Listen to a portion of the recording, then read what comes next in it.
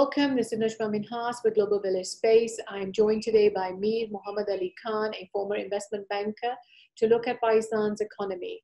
Mifta Ismail, Pakistan's finance minister, has said that Pakistan is no longer on the path to default. He attributes this to the various measures that the government has undertaken. Today, he announced a super tax of 10% on 13 sectors of the economy, a super tax of 4% on the remaining sectors of the economy, and other taxation measures. The government is also close to clinching a deal with the IMF. Do you agree with Mifta that Pakistan is no longer on the verge of default? The situation is so fluid right now. For anybody to give a final judgment that Pakistan has avoided default, I think things are changing so fast. The last thing us Pakistanis would want is Allah maaf kare ke we go towards default. But one is default and other is slow death. Are we going towards slow death, economic death? Absolutely, after today. Default, when it comes to default, we had our credit default swaps trading at 19%, up 450, 500%. Then our Sukuk's dollar-based debt that we have overseas, it had gone up to 31%. Now it has come down to 27%. Energy prices being so high, we are looking at slow economic death. It may not get to death finally, but I think we would be lucky if we have 1 or 2% GDP growth in this fiscal year starting July. Okay, but you're basically saying we're going in a coma to some extent. What about the ventilator machine that he's on? Will this not solve the issue, increasing taxes, joining the IMF program once again? No, it's not going to solve anything, because you see, in economics, you have to look at whatever you gain, at what cost are you gaining it. Today's super tax is going to, in my humble view, 2 to 5 million people will be unemployed because it's the largest employment sector. It includes everything from cement to auto to chemical to construction to, I mean, God knows, everything. We are looking at absolute slowdown, and the kind of slowdown, I don't know how they're going to meet their tax targets. If we can have 6,000 billion this year, I would be jumping with joy. They have 7,500 something that they have set a target for. They want to curb imports, so direct taxes at the border, that's going to be less. Unemployment, of course, that's going to lessen the taxes, because those taxes are at source. So when all this will be passed on, capitalist people are obviously are the kind of people, they don't take a hit in their pockets. They're going to pass on this increase absolutely to the consumer. And when you're talking about passing this to the consumer, we're talking about ridiculous inflation here. And we are in negative real interest rate. If we go towards positive real interest rate, then they have to increase the interest rate ridiculously right now. Some people are saying that you look at week on week inflation rates and you annualize it, we are at 28.7% already. I think we are higher because we don't know what is to come. For example, last week it was 28.7%. After this, I would say it would cost 32, 33%. In all third world countries, numbers are manipulated. Okay, we are not any better than anyone else. But how much can you manipulate? You can manipulate 1 or 2% here and there, 3% maximum. You can't say that inflation is only 13% when food inflation will be at 35%. Rural food inflation will be 35%. Where it was at 19% last month. What I'm saying is that the super tax, the purpose is to raise the taxation revenue for the government, right? So it's one of the requirements of the IMF. By raising the taxation revenue, if we fulfill a IMF requirement, we will have access to more funds. Will that not help us as a country? If we are going to lose $6 billion economic activity and we are going to gain $3, $4, $5 billion, then that is not worth it, obviously, because at the cost of what? Okay, at the cost of immediate default, fine. Inshallah, we will avoid default. This is not about any political party. It is way beyond that now. It is absolutely about Pakistan now. There is no love lost for any political party at this point in my heart.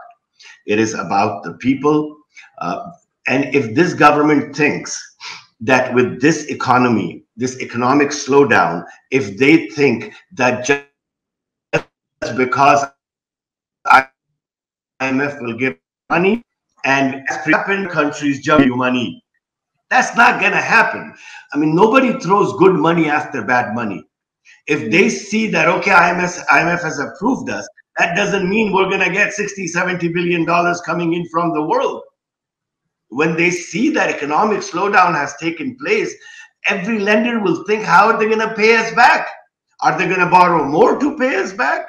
Do they have the tax collection? Is the economy growing? On top of that, world recession is coming. I mean, Federal Reserve is in no uncertain terms is saying that they see past August, America going into recession. Our biggest export partner is America. American economy slows down. Our exports are going to dwindle. Right.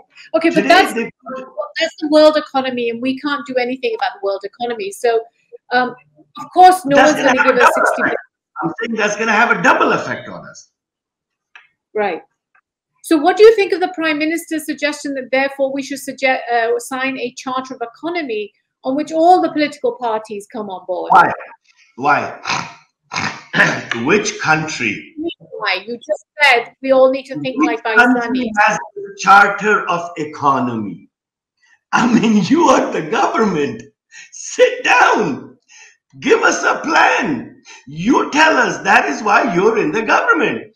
Opposition sitting down is nothing but the government saying 8 months from today, listen, see, all these tough decisions were made in consultation with the opposition, so please don't blame us. This is an absolute political checkmate that they want to go towards.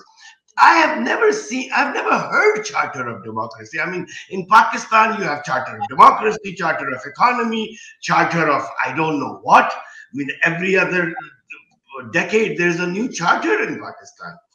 Which country say, if you take it to the parliament, if opposition is not there and you have an opposition there, then get a stamp from them and say, own it, own the decisions. That is the problem with Pakistani politicians. They never want to own a decision. Why can't they say, yes, this is our decision, we're going to go on? Every other day, Mifta Ismail comes and makes silly, statements. There is a protocol in the financial world. Until something is done, you do not discuss it. You don't say that in 2 days, IMF is going to release funds for us. What if they take 8 days? I'm not saying that is lying, but perception is bigger than reality. In the financial world, you are an ex-investment banker, you know how things work. If it's all you can say is we are working, we are negotiating, and I'm hopeful there will be a positive outcome. When you start to give timelines, if people start, the clock goes down, ticking, ticking, ticking, ticking. 2 hours late, confidence goes down. Then they say, we're not going to. So I understand what you mean by perception, but they are expected to sign the IMF agreement. We have been tentatively told that after the on-site visit, the likelihood is we're coming out of FATF. Why do you think that the dollar PKR has not actually rebounded on this? Because we are talking about $8.2 billion in state banks net reserves right now.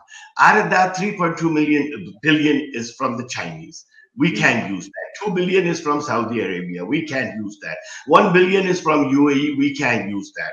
$4 billion that saved Pakistan is literally from RDA, overseas Pakistanis. And there is this myth that the money in RDA, people are sending it for their families. No, those are the savings. People want to send their families, they send it different way. And you look at, why hasn't the state bank till this day, this month, has not revealed current account deficit numbers? Why? And yesterday, day before yesterday, Miftah Ismail comes on Shahzeb Khanzada's show and says that I am not going to raise the interest rate. Who are you to raise the interest rate? I mean, that's the job of a state bank governor. When you make such childish statements, the entire confidence in the system dwindles. Here we have made state bank an autonomous institution, and then you're saying, I am not going to raise the interest rate, which topples everything down internationally. Maybe Pakistani people, the financial literacy rate is not as much, and that's perfectly fine. But you are looking for dollars. And when you're looking for dollars, you are directly speaking to astute investors, astute lenders. And when you speak to astute lenders and you make such political statements that, well, I don't think I'm going to raise the interest rate. Person sitting on the other side, when I was sitting on Wall Street, if I had heard this, and if I had read that 6 months ago, State Bank was made autonomous, the first thing that would come to my mind is, oops, everything is toppled upside down again. Stay away. So these people are not understanding this. You know, it is great to go to Wharton or Stanford or Yale, but when you come to practical life, it is not just theoretical implications of what you have learned. It is yours. You have to zip it, literally, as a finance minister, because you have such a responsible position. Your words, one day he comes and says, I'm giving you insider news. 500 rupee note is being sold for 50 rupees, which is PSX. Please invest. $6.8 billion lost since then. Any other economy, he would be indicted for using the word inside information. Right. I don't see, these are the things that bother me about this economy. Okay, so you mentioned the state bank is independent. And I think it was yesterday or the day before, the state bank tweeted that they have enough dollars and that these rumors that are going around that there's not enough dollars is incorrect. And I know you also tweeted that the state bank is only allowing LCs up to $100,000 or something like that. It used to be $500,000. It used to be $500,000. And even for $100,000, they have come up with a condition, which is perfectly fine, no problem, that you will have to intimate them 24 hours in advance. So don't say you have enough dollars. Give us the calculations. Us financial people do the calculations. Enough is a relative term. Enough to them, maybe $1 billion. Enough to me would be at least 3 months cover, 2 months import cover. So when these type of political statements or to calm things down, release the numbers, current account deficit number. Why are they not releasing it so far?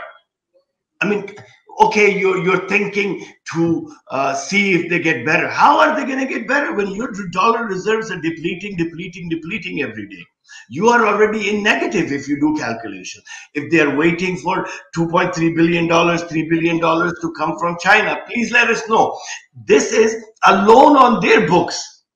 Is it a loan for us, or is it a hard deposit in state bank that we cannot use? Of course, they're lending it to us, but for what purpose? In the financial world, it is use of proceeds that matter. It is not the amount. So saying that, I mean, there are so many confusions right now. And these are simple questions that I should never have to ask. China is lending it. This money will go towards this use. China gave us money last time. It was a loan on their books, but it was absolutely a deposit in state bank's net international reserves. So if they keep doing these things are not going to get better. Okay, which is better for us? The money that we're getting from China, what do we want it as? As a hard deposit or as a loan so that we can use it? Listen, if it is a loan, I am not against debt-based growth. the debt-based growth has to at times go to save the country, at times has to go into revenue generation, generating projects.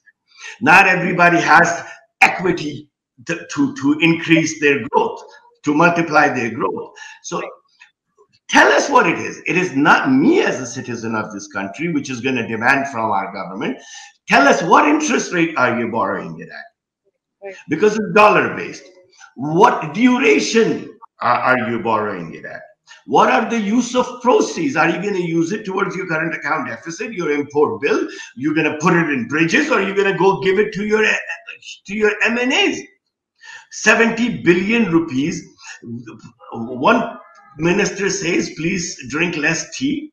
Okay, I'll drink less tea. All right. And the other M&A comes and says that we have allocated 70 billion rupees for our development funds for M&As. Allow me to be blatant here.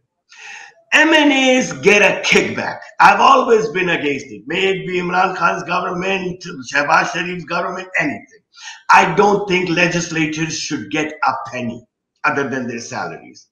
Okay, so what, as a finance person, what are your estimates on Pakistan defaulting and going towards a Sri Lanka type situation? And I don't think we'll go towards the Sri Lankan type situation, because that's the dynamics are absolutely different, because their economy is very much smaller. Their biggest problem is oil. If I want to paint a very bleak picture, I can say yes. I mean, we are right at the brink of a disaster. But I do not think, having worked on the other side of the Atlantic, I realized that nobody wants an atomic state to default. Okay, these are not for financial reasons. It is for many other reasons. You know, regional instability, as nuclear assets getting into wrong hands, so on and so forth. You know, but having said that, it does not mean that they don't want us to be crippled to the point where they make us sign a non-proliferation treaty, that you're not going to enrich your uranium anymore, you're not going to develop more assets, and 3 to 4 years later, IEA comes in and says, and they attach this, that, okay, we'll give you $10 billion a year for next 7 years, and dependent on the IEA inspections. I mean, this may sound like a conspiracy theory, but it is no longer a conspiracy. Do you actually believe there's a potential? Do you believe there is a possibility that there is this crippling theory out there? Absolutely, I believe it now. Now, I've never been a conspiracy theorist. I mean, I smiled because when I was working on Wall Street, everybody thought that when I would visit Pakistan, that I'm bringing some CIA agenda to negotiate the government. So I used to laugh, you know. Or if I went to Azerbaijan or South Korea, anywhere. Right. Simply put, here, there is no, what you have to see, if when I am an investor or a lender, what do you have to offer to me? That's the first thing you have to look at. If I have something to offer to you, then it's not a conspiracy theory. If I have nothing to offer to you except something that bugs you, then you are targeting not me, the thing that I own which bugs you, which is our nuclear assets, the first Muslim country. They may not denuclearize us, but they can stall our nuclear growth. No more warheads for 10 years. That would absolutely give an advantage to India, because they're not going to sign an NPT. We will have to. What else do we have to offer? Our airports are mortgaged. Our highways are mortgaged. I mean, for Sukuk, I mean, everything is mortgaged. What do we have? 220 million people. Our lives are worth nothing in this country. Okay, so Meera, I want to push this theory of yours a little bit out to the fence. Would you say that this government is therefore complicit in that or not? They're just being used. First rule of economic hitmanship is never let the other party know what they're being used for. unless they have absolutely, in connivance with you, agreed for personal reasons. Now, I mean, there are classes on Wall Street we took. They were never called economic hitmanship, but they were called rules of lending and blah, blah, blah, rules of investment. Kaan idhar se pakad lo, you know, that was the thing.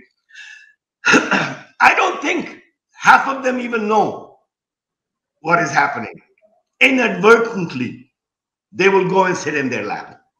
By the time they realize, it's going to be too late. Absolutely. Nobody comes and say, oh, we are coming to you to denuclearize you. I mean, that would be the most idiotic narrative. Okay, so on another front, Ishaq Dar is also supposed to be coming. Do you think he's going to be Pakistan's economy savior? Yeah, he's going to be Pakistan's economy savior. Oh, my God.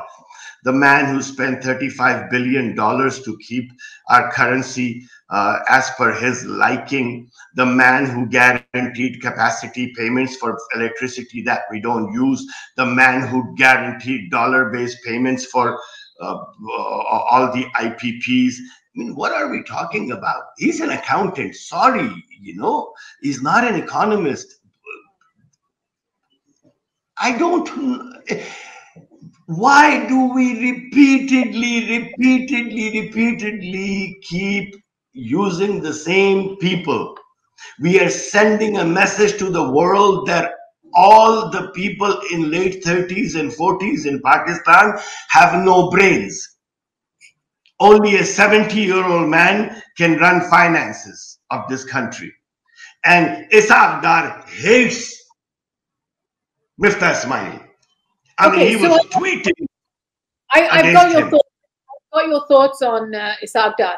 So let's talk about these 25, 30-year-olds. Do you have any names that you can float out while you're out there?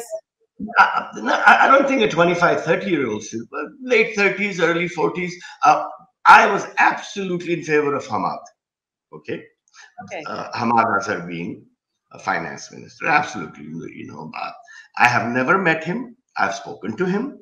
We are in contact with each other, but so I want to clear that there is no camaraderie here. That I am sure there are great people in PMLN. I am sure there are great young people in PPP. I don't buy the narrative that no party has any candidates but PTI. What I don't buy is that. What I buy is that as long as this dynastic politics will continue, no young person will ever get a chance in any party. Grandfather, father, mother, uncle, aunt, cousin, nephew's neighbor. This cannot go on. This is one of the main non-tangible reasons for Pakistan's destruction, because talent is killed. I mean, even... I'm going to stop you there on dynastic politics, because then we're going to veer into a different direction. Thank you for sharing your thoughts with me. Thank you so much. And it was an absolute pleasure. Absolute pleasure.